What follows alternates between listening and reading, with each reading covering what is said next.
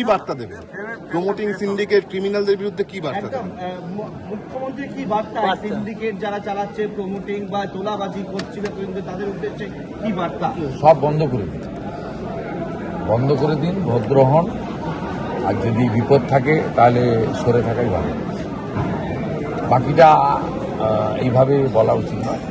সোমবার দিন আমি অফিস করব, আমাদের মন্ত্রিসভার প্রথম বৈঠক হবে, 5 জন মন্ত্রীকে দপ্তর বরাদ্দ করব এবং প্রশাসনিকভাবে কাজ শুরু করব, সেই দিনই বলব। ভোটের আগেই চোর ডাকা শুনতে হয়েছিল সাধু সন্ন্যাসীদের। নির্বাচনের মেইন হিরো তিনি, আপনার উপদেষ্টা, কি বলবেন এই বিষয়ে?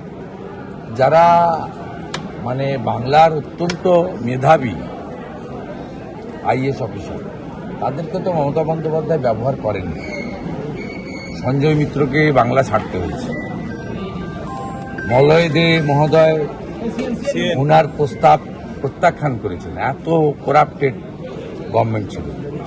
সুব্রত গুপ্ত মহোদয়ের মতো লোকেদের সহযোগিতা নিতে হবে, কারণ আমরা তো পলিসি মেকার, ক্যাবিনেটে সিদ্ধান্ত করব, ইমপ্লিমেন্টেশনের পার্টটা তো ব্যুরোক্রেসির হাতে। 4টে পিলারকেই তো ধ্বংস করেছেন মুখ্যমন্ত্রী।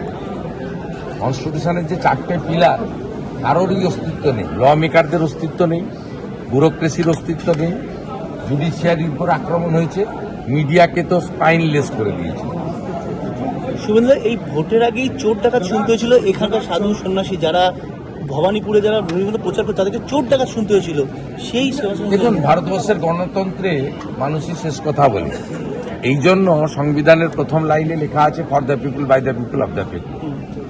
তা মানুষই করে দিয়েছেন। এখন আর এই পুরনো কাসন্দি ঘেটে লাভ নেই। এখন তো গুরু মহারাজের আশীর্বাদ নিয়ে স্বামী বিবেকানন্দের মন্ত্র চরৈগতি চরৈগতি বলে এগিয়ে চলো, পিছনের দিকে আর তাকানোর সময় নেই।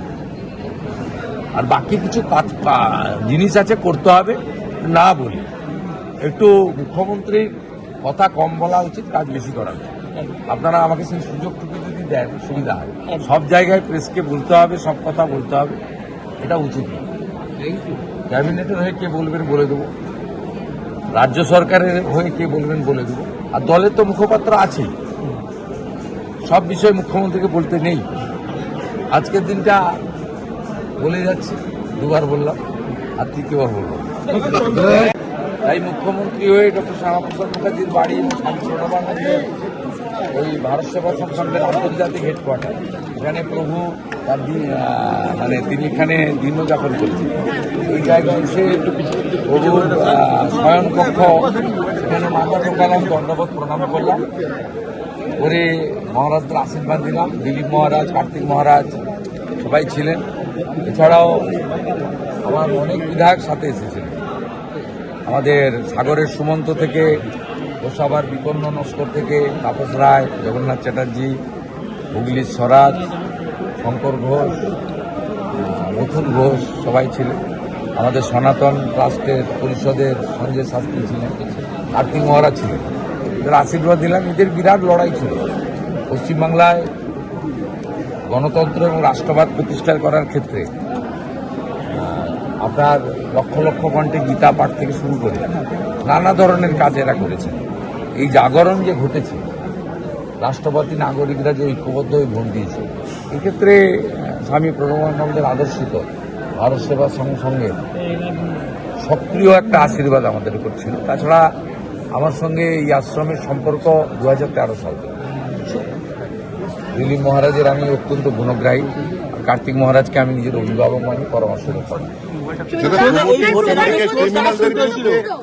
আমাদের ভিডিও ভালো লাগলে লাইক এবং শেয়ার করুন, কমেন্ট সেকশনে গিয়ে জানান আপনাদের মতামত। আরও ভিডিও পেতে আমাদের চ্যানেল সাবস্ক্রাইব করুন এবং প্রতি মুহূর্তে খবরের আপডেট পেতে প্রেস করুন বেল আইকন।